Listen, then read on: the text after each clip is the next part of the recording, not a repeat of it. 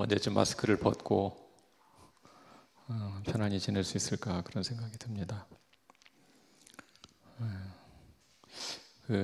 몇 달 만에 어떤 성도를 만났는데 반감을 표시할 길이 없더라고요.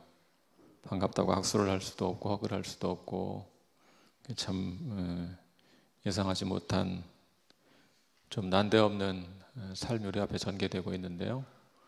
믿음으로 잘 견디어내서 이때를 넘길 수 있으면 좋겠습니다.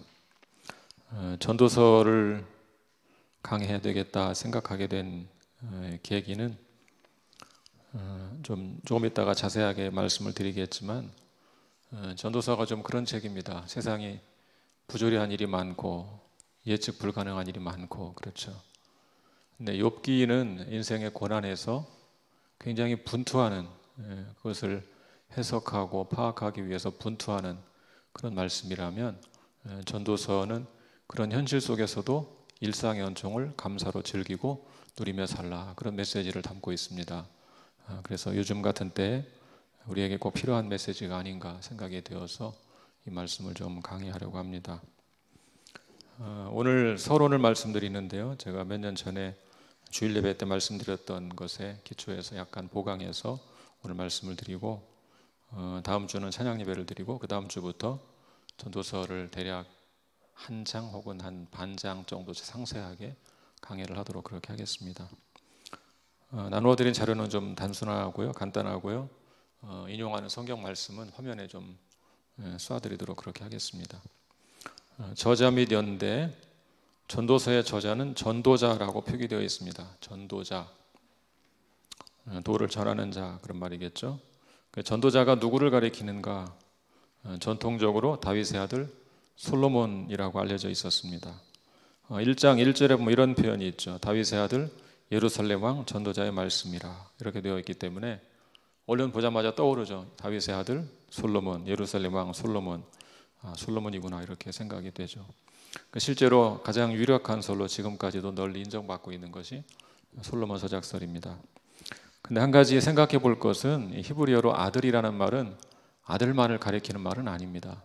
자손 그런 뜻이 될 수도 있습니다. 그렇게 본다면 또 다윗의 후손 이렇게 될 수 있으니까 수많은 예루살렘 왕들이 있지 않았겠어요? 그래서 다른 의견도 있습니다. 그래서 이 단순히 1절 말씀만 가지고 솔로몬이 저자다 그렇게 확증하기는 어렵습니다. 엄밀히 말하면 전도서는 저자 미상의 책이다 그렇게 볼 수도 있습니다. 전도자라는 익명의 인물, 누군지는 잘 모르지만 전도자라는 인물이 이야기를 이끌어가는 방식으로 기록되어 있죠. 그래서 연대도 저자에 따라 달라질 수밖에 없겠죠. 솔로몬이 저자라고 인정한다면 주전 10세기에 기록되었다고 볼 수 있고 다른 왕을 저자로 본다면 연대 추정하기가 좀 어렵습니다. 몇 가지 단서가 있는데 그 중에 한 가지는 전도서에 페르시아 단어가 2개가 등장합니다. 페르시아 단어. 그러면 페르시아의 통치 이후인 주전 6세기경으로 추정할 수가 있습니다.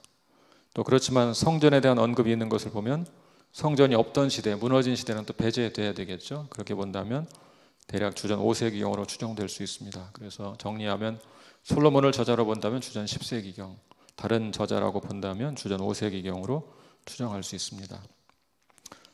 전도서와 다른 지혜서와의 차이를 좀 생각해 보겠는데요. 잠언은 성경에 지혜서가 여러 권이 있잖아요. 근데 잠언 같은 경우는 삶의 전반적인 지혜를 우리에게 가르쳐 줍니다. 좀 원론적인 지혜. 의인들은 형통하고 악인들은 심판을 받는다. 이런 좀 원론적인 지혜를 많이 담고 있습니다. 욥기는 인생의 고난에 직면했을 때 어떻게 사는 것이 지혜로운 삶인가 이런 주제를 다루는 것이죠. 그런 면에서 지혜문학이라고 볼 수 있고요. 전도서도 지혜문학인데 좀 부조리하고 모순투성인 세상에서 어떻게 사는 것이 지혜로운 삶인가 이런 주제를 다루고 있다고 볼 수 있습니다. 그래서 다 같은 지혜문학이지만 조금씩 초점이 좀 다르다 그렇게 이해하시면 되겠습니다. 전도서의 개요는 아주 상세하게 볼 수도 있고 좀 단순화시켜서 볼 수도 있는데 저는 좀 단순화시킨 것을 인용해 보았습니다. 1장 1절은 제목이죠. 전도자의 말씀이다 제목이고 마지막 5번에 가시면 에필로그 12장 9절부터 14절 하나님을 경외하고 그 명령을 지키라 결론이라고 볼 수 있죠.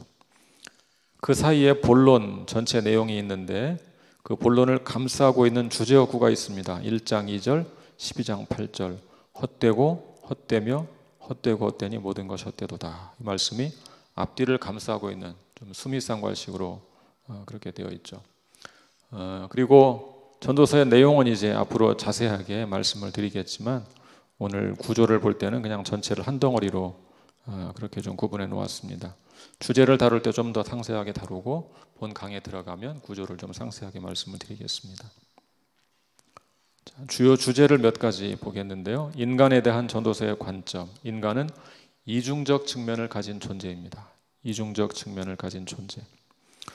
전도서에 따르면 인간은 흙으로 지음받은 유한한 존재이면서 동시에 영원을 사모하는 마음을 가진 존재라고 볼 수 있습니다. 한번 성경 읽어볼까요?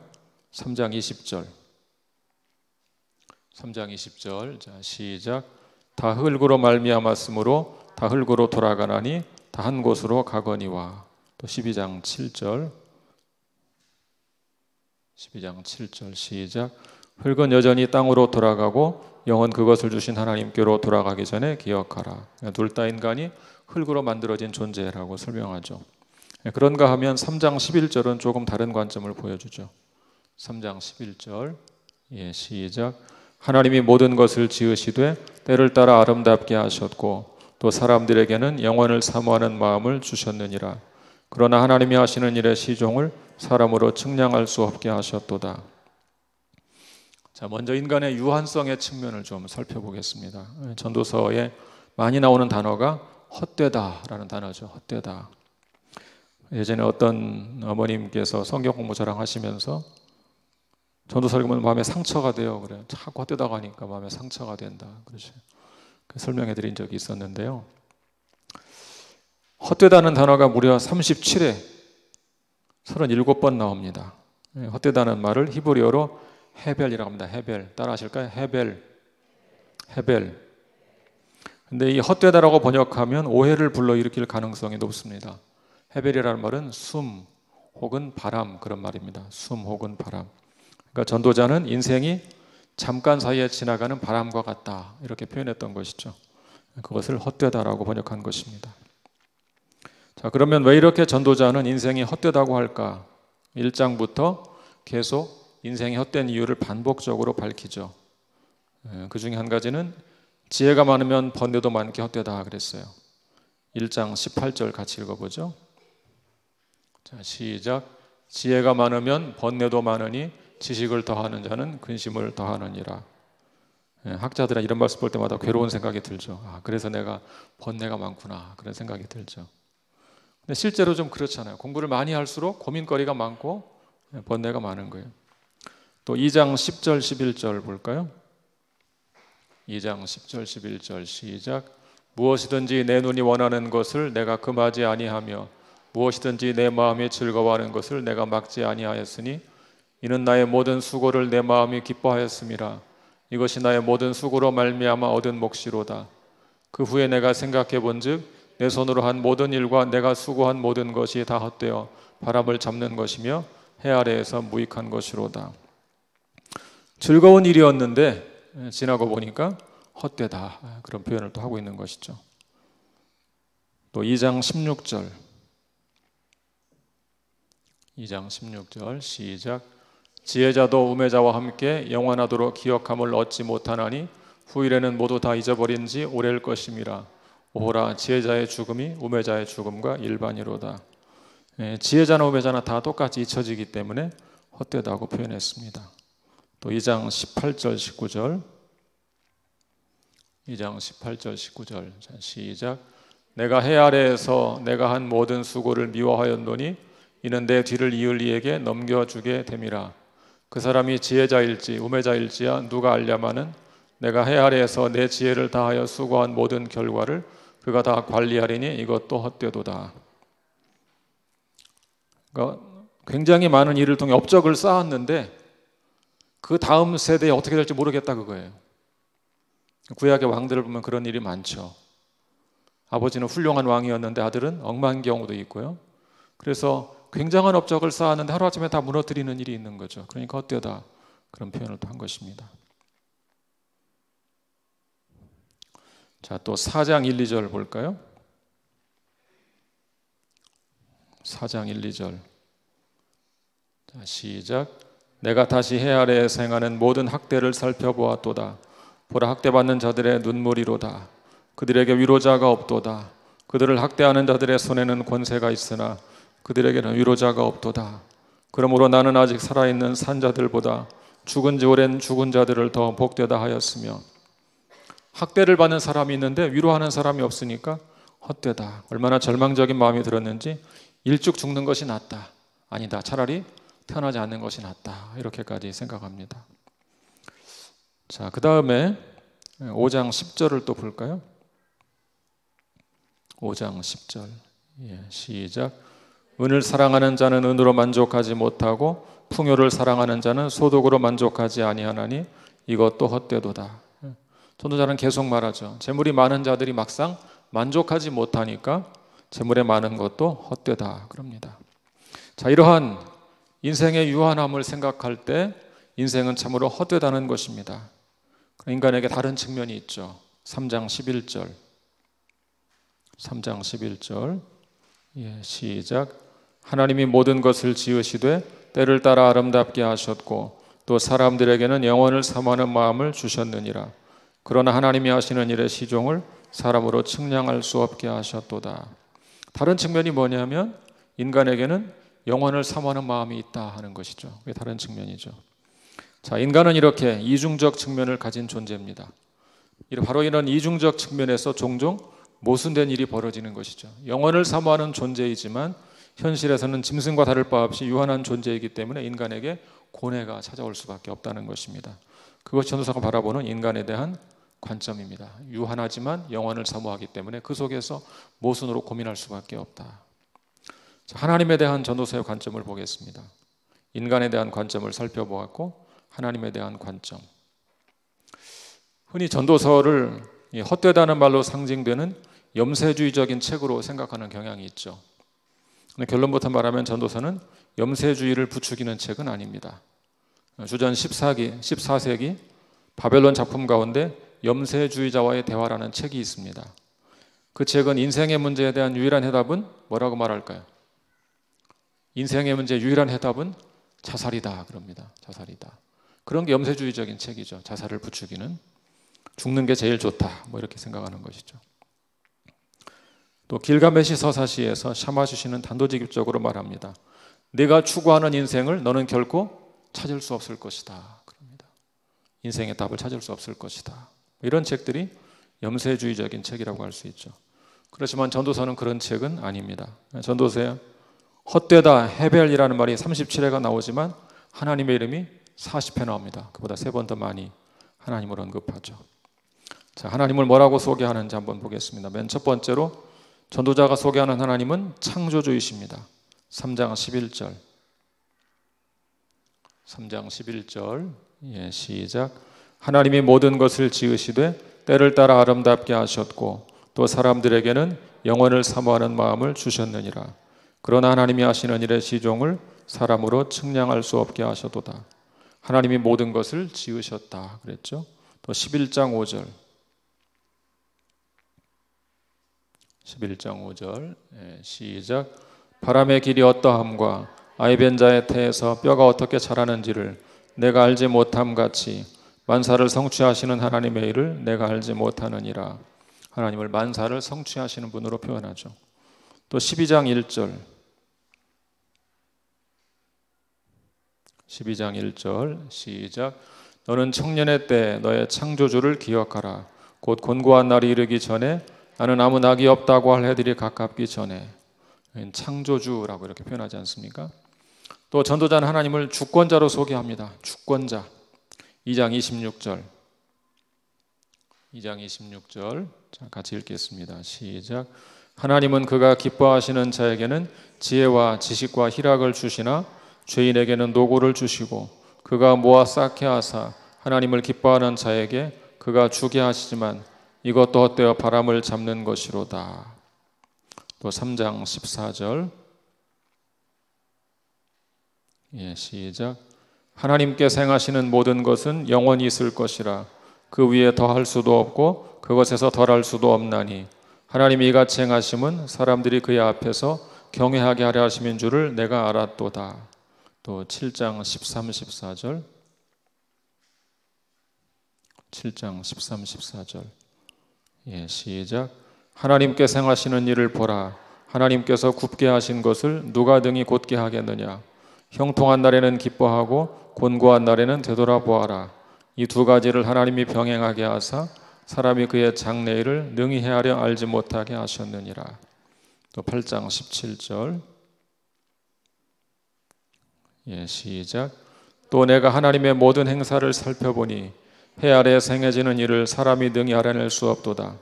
사람이 아무리 애써 알아보려고 할지라도 능히 알지 못하나니 비록 지혜자가 하노라 할지라도 능히 알아내지 못하리로다. 9장 1절 시작.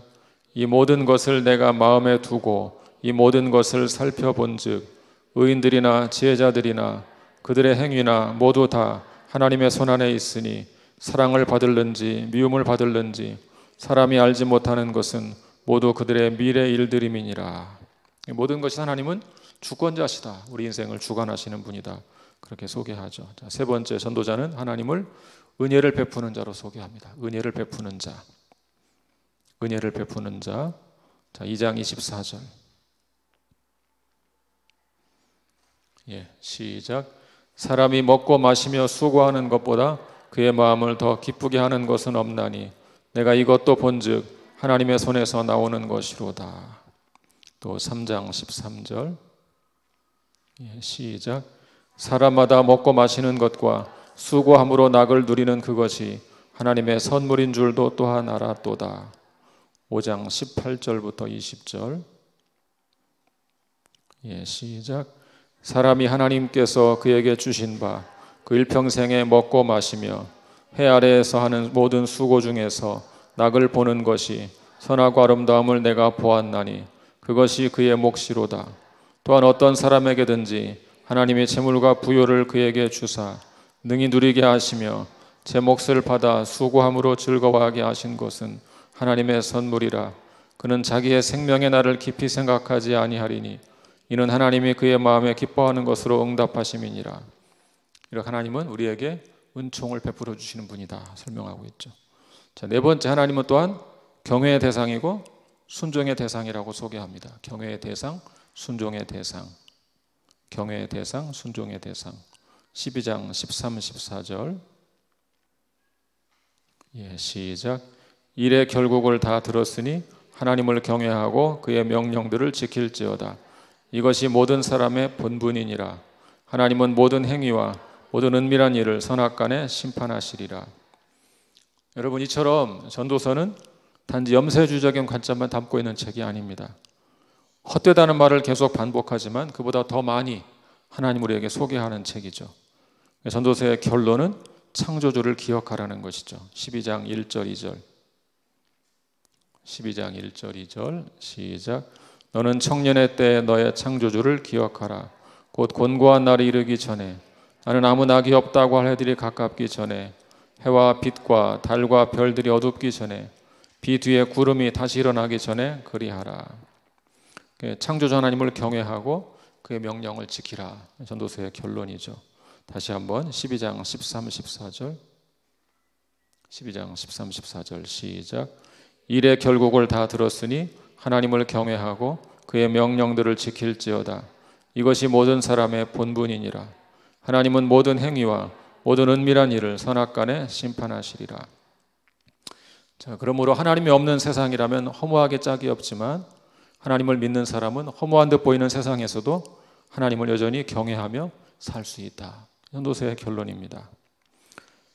자, 우리에게 주는 메시지 몇 가지 좀 살펴보겠습니다. 첫 번째는 인간의 유한성을 인정하라는 것입니다. 인간의 유한성을 인정하라. 우리 인간의 눈으로 보면 인생은 허무와 모순으로 가득 차 있죠. 사람들은 너나 할 것 없이 지혜를 추구합니다. 그런데 아까 뭐라고 했습니까? 지혜가 많으면 번뇌도 많다 그랬죠. 1장 18절 다시 한번 보죠. 1장 18절 시작. 지혜가 많으면 번뇌도 많으니 지식을 더하는 자는 근심을 더하느니라. 그러니까 공부를 많이 할수록 고민도 많고 근심도 많아지는 거예요. 안 할수록 그럼 좋을까요? 또 그럴 수가 없죠. 얼마나 모순된 일입니까? 또 법이 발달하고 문명이 발전해도 여전히 권세자들이 학대받는 사람이 있다는 거예요. 학대받는 사람. 이게 지금 수천 년 전에 기록한 얘기인데 지금하고도 별 차이가 없어요. 4장 1절을 한번 보죠. 4장 1절. 예, 시작. 내가 다시 해 아래에서 행하는 모든 학대를 살펴보았도다. 보라, 학대받는 자들의 눈물이로다. 그들에게 위로자가 없도다. 그들을 학대하는 자들의 손에는 권세가 있으나 그들에게는 위로자가 없도다. 학대를 당하는데 위로하는 사람이 없다는 거예요. 눈물을 닦아줄 위로자가 보이지 않습니다. 얼마나 허무한 일입니까? 또 세상에는 불의한 일이 많죠. 8장 14절. 불의한 일이 많습니다. 8장 14절 시작. 세상에서 행해지는 헛된 일이 있나니 곧 악인들의 행위에 따라 벌을 받는 의인들도 있고 의인들의 행위에 따라 상을 받는 악인들도 있다는 것이라. 내가 이르노니 이것도 헛되도다. 악인들의 행위에 따라 벌을 받는 의인, 의인 행위에 따라 상을 받는 악인. 그러니까 상과 벌이 제대로 이루어지지 않는 것처럼 보인다는 겁니다. 그러니까 의인은 상을 받고 악인은 벌을 받으면 딱 좋겠는데 거꾸로 될 때가 있다는 거죠. 얼마나 허무하고 모순된 일입니까? 그럴 하나님이 짱 하고 등장하셔서 바로 잡으시면 얼마나 좋겠어요. 매번 그럴 때마다 악인이 있으면 바로 징계하고 죽여버리고 그러면 좋겠는데 하나님이 그렇게 하진 않는다는 거예요. 그럼 왜 이렇게 세상이 험한 일로 가득 차 있을까? 3장 11절 그 이유가 나오죠. 3장 11절 시작. 하나님이 모든 것을 지으시되 때를 따라 아름답게 하셨고 또 사람들에게는 영원을 사모하는 마음을 주셨느니라. 그러나 하나님이 하시는 일의 시종을 사람으로 측량할 수 없게 하셨도다. 사람에게 뭘 줬다겠어요? 영원을 사모하는 마음. 그런데 뭐는 없다고요? 그 시종을 측량할 수는 없다는 거예요. 인간이 짐승과 다른 점은 영원을 사모하는 마음이 있다는 것이죠. 인간만 영원을 사모합니다. 그런 하나님께서 하시는 일의 시종을 사람이 측량할 수는 없어요. 다 할 수는 없다는 거예요. 사모하는 마음은 있지만 그 영원의 시종까지 다 할 수는 없다는 거예요. 거기 인간의 모순이 나오고 인간이 모순된 존재라고 볼 수밖에 없는 것이죠. 자, 그러면 어떻게 이 모순을 극복할 수가 있을까? 이 모순을 극복하는 길은 제가 말한 첫 번째 메시지, 인간의 유한성을 인정하는 것에서 시작된다는 것입니다. 영원을 사모하는 마음을 갖고 있긴 하지만 인간은 기본적으로 유한한 존재라는 사실을 인정해야 된다는 겁니다.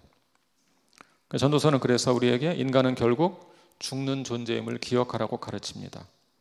7장 1절부터 4절. 7장 1절부터 4절. 자, 시작. 좋은 이름이 좋은 기름보다 낫고 죽는 날이 출생하는 날보다 나으며 초상집에 가는 것이 잔치집에 가는 것보다 나으니 모든 사람의 끝이 이와 같이 됨이라. 산자는 이것을 그의 마음에 둘지어다. 슬픔이 웃음보다 나음은 얼굴에 근심하는 것이 마음에 유익하기 때문이니라. 지혜자의 마음은 초상집에 있으되 우매한 자의 마음은 혼인집에 있느니라. 자, 잔치집과 초상집 굉장히 대비되는 집이죠. 한쪽은 즐겁고 기쁜 곳이고 한쪽은 슬픈 곳입니다.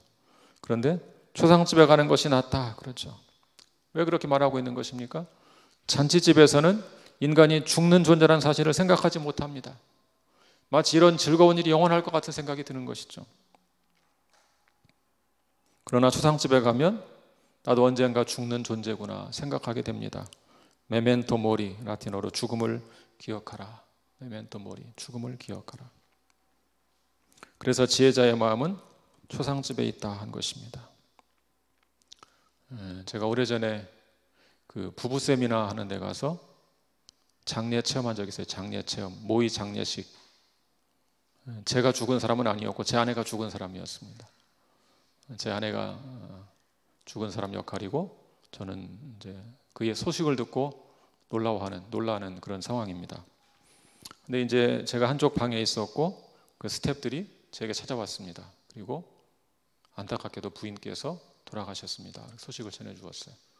저는 이게 모의라는 거 다 알고 있죠. 사실이란 다 알고 있어요. 그리고 갔어요. 가보니까 방을 어둡게 해놓고 관을 놓고 관 속에 누워있게 했어요. 그때까지는 아무렇지도 않았어요. 왜? 사실이 아니니까. 근데 그 앞에 가서 딱 보는 순간에 무슨 생각이 드냐면 언젠가 이게 실제가 될 수 있구나 생각이 드는 거예요. 언젠가.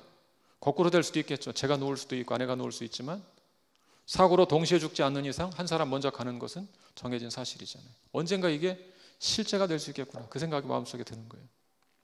그러니까 이게 현실이 아니라는 걸 분명히 알고 있고 아무렇지도 않은데도 그 생각에 딱 스쳐가니까 마치 실제처럼 느껴지기 시작했어요. 아, 언젠가 이럴 때가 있겠구나. 그런 얘기죠. 죽음을 기억하고 살라는 거예요.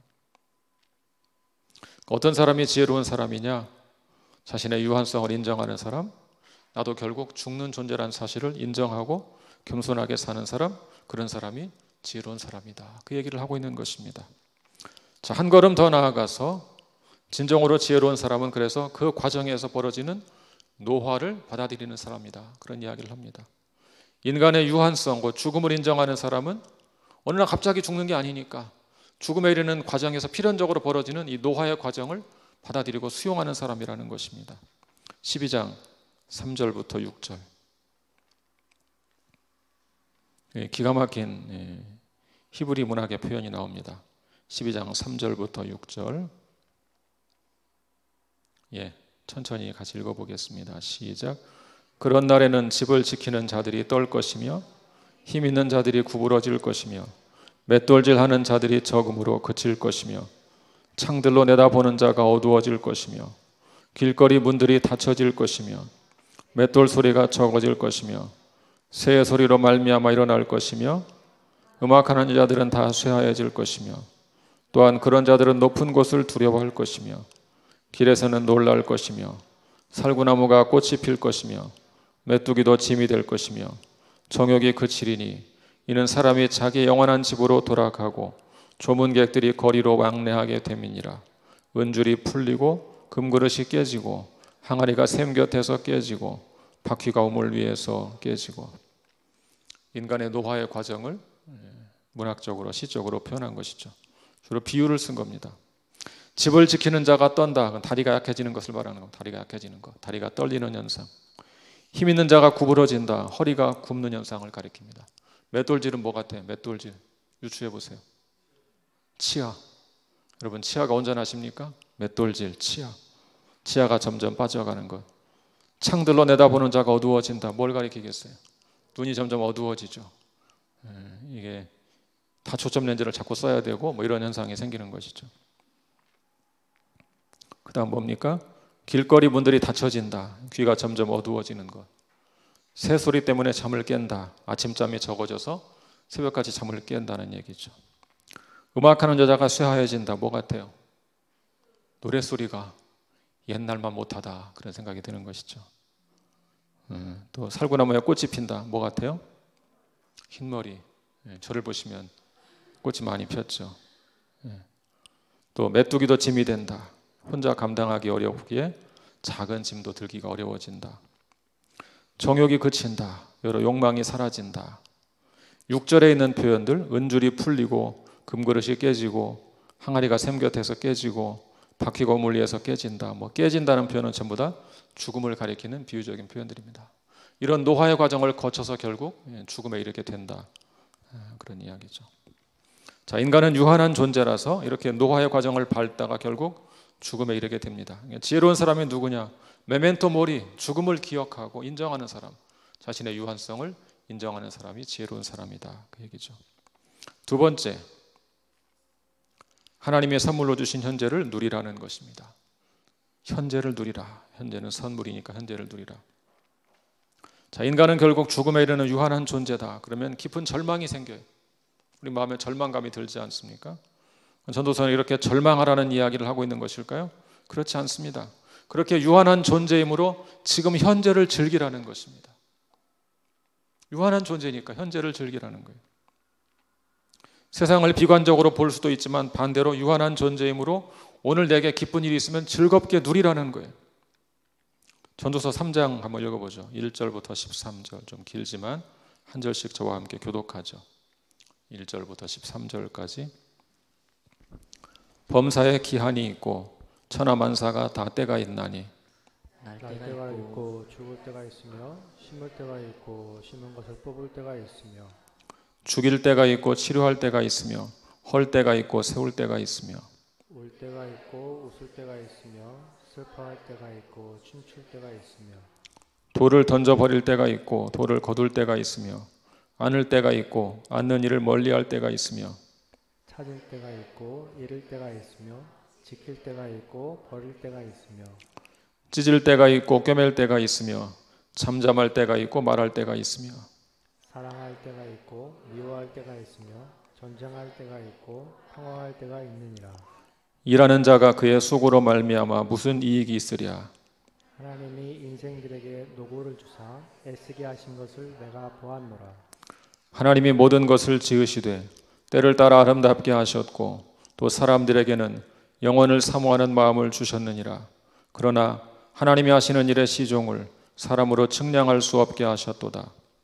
사람들이 사는 동안에 기뻐하며 선을 행하는 것보다 더 나은 것이 없는 줄을 내가 알았고 다 같이 사람마다 먹고 마시는 것과 수고함으로 낙을 누리는 그것이 하나님의 선물인 줄도 또한 알았도다. 자, 뭐라고 말합니까? 범사에 기한이 있고 천하만사에 다 때가 있다 그럽니다. 날 때가 있으면 죽을 때가 있다. 심을 때가 있으면 뽑을 때가 있다. 울 때가 있고 웃을 때가 있다. 슬퍼할 때가 있고 춤출 때가 있다. 사랑할 때가 있고 미워할 때가 있다. 전쟁할 때가 있고 평화할 때가 있다. 자, 이런 다양한 때를 강조하는 이유가 무엇일까요? 그러므로 주어진 인생을 선물로 생각하고 즐기라 그 말입니다. 12절은 이렇게 말하죠. 사람들이 사는 동안에 기뻐하며 선을 행하는 것보다 더 나은 것이 없다. 그러니까 사는 동안 기뻐하면서 이웃에게 선을 행하며 살라 그 말이죠. 먹고 마시는 것, 수고하여 즐거움을 누리는 것 하나님의 선물이므로 지금 이 순간을 기뻐하면서 누리며 살아라 그런 말입니다. 라틴어로 까르페 디엠, 현재를 즐기라, 현재에 충실하라 그런 말입니다. 모든 일에 때가 있으므로 때에 맞게 즐기며 살라 그 얘기죠. 자, 또 5장 18절 19절 비슷한 말씀이 있어요. 5장 18절 19절 시작. 사람이 하나님께서 그에게 주신 바 그 일평생에 먹고 마시며 해 아래에서 하는 모든 수고 중에서 낙을 보는 것이 선하고 아름다움을 내가 보았나니 그것이 그의 몫이로다.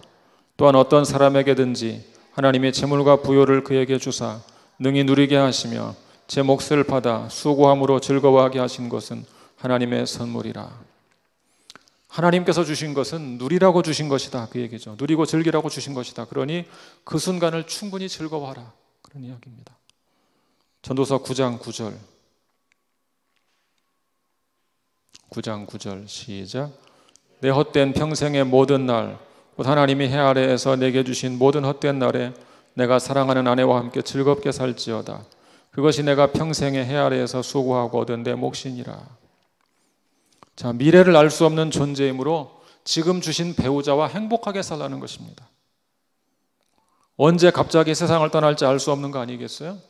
한 사람이 떠날 수밖에 없는 것이 우리 인생이고 언제 그런 일이 벌어질지 알 수 없는 거예요. 그러니까 사는 동안 싸우지 말고 행복하게 살라 그런 얘기죠. 제가 우리 성도들을 위해서 기도하거나 생각하면 가슴 아픈 성도가 두 부류가 있습니다. 첫 번째는 장애나 질병으로 고통 중에 있는 성도들, 마음이 늘 아프고 힘듭니다. 또 한 가지는 부부간의 사이가 좋지 못해서 괴로워하는 성도들을 보면 그렇게 마음이 아플 수가 없습니다. 제가 아까 그 장례 체험 이야기를 했잖아요. 그 순간에 그 생각이 든 거예요. 어느 날 그런 일이 실제로 벌어질 텐데 얼마나 그때 후회를 할까 이 생각이 들었어요. 그러니까 전도서의 말씀은 우리 인생에 모순된 것은 사실이고 우리가 다 알 수 없는 것 사실인데 그것 때문에 괴로워하지 말고 지금 주어진 현실에서 누릴 수 있는 것을 누리고 즐거워하라는 거예요. 물론 한 걸음 더 나아가면 부부간에만 행복하면 안 되겠죠. 울타리를 넘어서 이웃과 나누고 베푸는 삶을 살고 더불어 함께 사는 삶을 살아야 되겠죠. 그러니까 일단은 여기서는 지금 부부간에 행복하게 살라는 예를 들고 있는 것입니다. 자, 그런데 한 가지 고민이 생기죠. 공감이 되고 이해가 돼요. 하나님의 선물로 주신 것을 누리라, 즐기라 이해가 되는데 그럴 수 없을 때 어떻게 할까? 즐길 수 없을 때, 누릴 수 없을 때, 웃을 때와 춤출 때는 좋은데 울 때와 슬퍼할 때 어떻게 살아야 되는가? 그런 생각이 들죠. 자, 7장 14절 7장 14절. 예, 시작. 형통한 날에는 기뻐하고 곤고한 날에는 되돌아보아라. 이 두 가지를 하나님이 병행하게 하사 사람이 그의 장래일을 능히 헤아려 알지 못하게 하셨느니라. 우리 인생에 형통한 날이 있는가 하면 곤고한 날도 있죠. 형통한 날에는 뭐하라? 기뻐하라. 곤고한 날에는 되돌아보라. 형통한 날에는 기뻐하고 곤고한 날에는 되돌아보아라. 여러분의 인생에 형통한 해 찾아오면 기뻐하세요. 지금은 형통한데 언제 곤고할까 염려하지 말라는 거예요. 미리 땡겨서 가버려서 염려하지 말라는 거예요. 제 작은 아들이 휴가를 나왔거든요. 오늘 저희 집에는 형통한 날이 되는 거죠. 즐거운 일이죠. 그럼 어떻게 하면 됩니까? 아이고 며칠 있으면 갈 텐데 그 생각하면 안 되는 거예요. 지금 즐겁게 누리는 거, 함께 식사하고 함께 기뻐하고 대화하고 지내는 것이죠. 자, 그러다가 곤고한 날이 찾아오면 자신의 삶을 돌아보라는 거예요. 내가 잘못 산 일은 없었는가 돌아보라, 그런 얘기죠. 형통한 날에 나 혼자만 즐기고 산 것은 아닌가 돌아보라는 거예요. 형통한 날에 그 기쁨과 즐거움을 이웃들과 누리고 살았는가, 나누고 살았는가 돌아보라는 거예요. 형통한 날에는 기뻐하고 곤고한 날에는 자신을 되돌아보라. 두 번째 메시지입니다. 세 번째 메시지, 하나님을 경외하라. 전도서의 마지막 메시지는 하나님을 경외하라는 것입니다. 전도서 12장 13, 14절. 12장 13, 14절. 예, 시작. 일의 결국을 다 들었으니 하나님을 경외하고 그의 명령들을 지킬지어다. 이것이 모든 사람의 본분이니라. 하나님은 모든 행위와 모든 은밀한 일을 선악간에 심판하시리라. 일의 결국을 다 들었어요. 인간은 유한한 존재라는 사실을 알았습니다. 그러므로 이제 만물의 창조주이시고 역사의 주관자이신 하나님을 경외하며 살아야 된다, 그 얘기죠. 자, 하나님을 경외하는 것이 구체적으로 어떻게 하라는 것이냐? 13절 뭐라고 했습니까? 하나님을 경외하고 그 다음에 그의 명령들을 지킬지어다 그랬죠. 그 말은 곧 그의 명령을 지키는 것이 그를 경외하는 것이다, 그 얘기죠. 왜 우리가 그의 명령을 지켜야 합니까? 하나님 우리 모든 행위와 은밀한 일을 선악간에 심판하시는 분이기 때문에 그렇습니다. 하나님 우리를 선악간에 심판하신다, 그 말씀은 우리를 겸손하게 만들죠. 라틴어로 코람데오, 하나님 앞에서 하나님을 의식하고 하나님 앞에 선 사람으로 살아야 한다는 것입니다. 심판자이신 하나님을 생각하며 두렵고 떨리는 마음으로 살아야 합니다. 전도서는 특별히 말을 조심하라고 가르칩니다. 말을 조심하라. 5장 2절. 5장 2절. 예, 시작. 너는 하나님 앞에서 함부로 입을 열지 말며 급한 마음으로 말을 내지 말라. 하나님은 하늘에 계시고 너는 땅에 있음이니라. 그런즉 마땅히 말을 적게 할 것이라. 또 5장 6절. 예, 시작. 내 입으로 내 육체가 범죄하게 하지 말라. 천사 앞에서 내가 서원한 것이 실수라고 말하지 말라. 어찌 하나님께서 내 목소리로 말미암아 진노하사 내 손으로 한 것을 멸하시게 하랴. 말을 조심하라. 하나님 하늘에 계시고 너는 땅에 있다. 잽도 안 된다 그 말이야. 잽도 안 된다. 그러니까 까불지 말아라.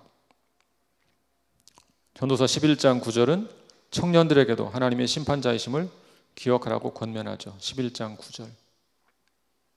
예, 시작. 청년이여 내 어린 때를 즐거워하며 내 청년의 날들을 마음에 기뻐하여 마음에 원하는 길들과 내 눈이 보는 대로 행하라. 그러나 하나님이 이 모든 일로 말미암아 너를 심판하실 줄 알라. 청년의 때 얼마나 아름다운 때입니까? 여러분 돌아가고 싶지 않으세요? 그때로? 돌아가고 싶죠? 저는 안 돌아가고 싶어요. 제가 생각해봤어요. 돌아가고 싶을까? 언제로 돌아갈 수 있을까? 생각해보니까 군대를 가야 돼요. 안 되겠더라고요. 군대는 갔다 와야 되겠다. 또 생각해보니까 유학을 갔다 와야 돼. 그것도 안 되겠다. 돌아갈 수가 없겠다 싶었어요. 사실 참 아름다운 때죠. 아름다운 때. 지나고 보면 아름다운 때죠. 눈부시게 아름다운 때. 그래서 뭐라고 말하냐면 청년의 때를 마음에 기뻐하고 원하는 것을 행하라 그래요. 즐기며 살라는 거예요. 그런데 다만 한 가지를 기억하라. 하나님이 너를 심판하실 것을 기억하고 살라. 고람되어 하나님 앞에서 그 말이죠. 여기 서 있는 저와 설교를 듣는 여러분 모두 다 하나님 말씀 앞에서 청중이 되어서 전도서를 통해 주시는 참된 지혜자의 삶을 잘 배울 수 있으면 좋겠습니다. 인간의 유한성을 먼저 인정하시기를 바랍니다. 아무리 지식이 발달하고 과학이 발전해도 인간이 유한한 존재라는 사실은 변할 수가 없는 것입니다. 인간은 분명히 유한한 존재입니다. 그러나 이것은 세상을 염세주의적으로 비관적으로 보라는 것은 아닙니다. 우리는 비관적인 태도로 인생을 살아야 하는 존재가 아닙니다. 왜냐, 우리는 하나님께서 우리에게 영원을 사모하는 마음을 주셨기 때문에 그렇습니다. 영원을 사모하는 마음, 또 예수 안에서 영원의 세계를 사모하는 자들에게는 영원의 세계를 누리는 길도 열어주셨잖아요. 이미 누리게 하셨어요. 그러므로 비관적으로 염세주의적으로 인생을 살아갈 필요는 없습니다. 우리는 예수 안에서 영원의 소망을 품고 사는 사람들입니다. 그러므로 오늘 우리에게 허락된 것들을 감사함으로 누릴 수 있기를 바랍니다. 때를 따라 아름답게 하시는 자연 만물을 즐기시기 바랍니다. 지난주에 나무를 심었잖아요. 얼마짜리일까요? 그 조그마한 나무 하나에 60만 원이에요. 60만 원. 원래 모과나무를 심으려고 250만 원이라고 해서 포기했어요. 제 아내한테 그 얘기를 했더니 우리 집 밖에 있는 나무가 몇억 원짜리네 그러더라고요. 나무가 수없이 많이 있으니까. 저 산에 있는 나무는 수십억짜리가 될 수도 있죠. 누구 것입니까? 누리고 즐기는 사람 것이죠. 주인의 것이 아닙니다. 우리가 누리면 우리의 것이 되는 것이죠. 철 따라 피는 꽃들을 바라보고 즐거워하고 누리면 그것이 내 것이 되는 것이죠. 그렇게 누리라는 거예요. 또 때를 따라 아름답게 자라게 하시는 자녀들을 보면서 즐거워하라. 아기 때는 아기라서 힘들고, 사춘기에는 괴롭히니까 힘들고, 결혼할 때가 되면 또 속썩이니까 또 괴롭고, 철을 따라 괴롭게 하시는 우리 자녀들, 이렇게 생각하지 말라는 것입니다. 때를 따라 아름답게 자라가는 자녀들을 보고 즐거워하라. 때를 따라 허락하시는 즐거운 일이 우리에게 분명히 있잖아요. 마음껏 누리고 기뻐하라는 것입니다. 여러분의 남편, 여러분의 아내, 여러분의 자녀들 행복한 삶을 살라는 것입니다. 사랑하며 즐겁게 살기에도 짧은 인생인데 다투며 불행하게 사는 것 얼마나 안타까운 일입니까? 그러니까 그 어떤 것이든 하나님 허락하신 것이면 마음껏 즐기며 기뻐하라는 것입니다. 그러다가 고난이 닥치면 그때는 납작 엎드려서 조용히 자신을 돌아보라는 것입니다. 형통할 때는 기뻐하고 곤고한 날에는 돌아보라. 형통한 날에는 즐거워하고 곤고한 날에는 돌아보라. 마지막으로 무엇보다 매 순간 하나님을 경외하며 살라는 것입니다. 하나님을 경외한다는 것은 그의 계명을 지키는 것이다 말했죠. 누군가를 존경한다면 그의 말을 듣지 않겠어요? 마땅한 이야기죠. 그러므로 마지막 날 우리를 심판하신 하나님을 기억하고 겸손히 그분의 말씀에 순종하면서 살라는 것입니다. 허락된 일을 충분히 즐기되 언제나 심판자의 하나님을 기억하고 그를 경외하며 사시기를 축복합니다. 제가 중간중간 라틴어 3개를 이야기했는데 맨 처음에 메멘토 모리, 죽음을 기억하라. 두 번째 까르페 디엠, 그러므로 현재를 즐기라. 세 번째 코람 데오, 하나님 앞에서 심판날을 기억하고 겸손히 살라.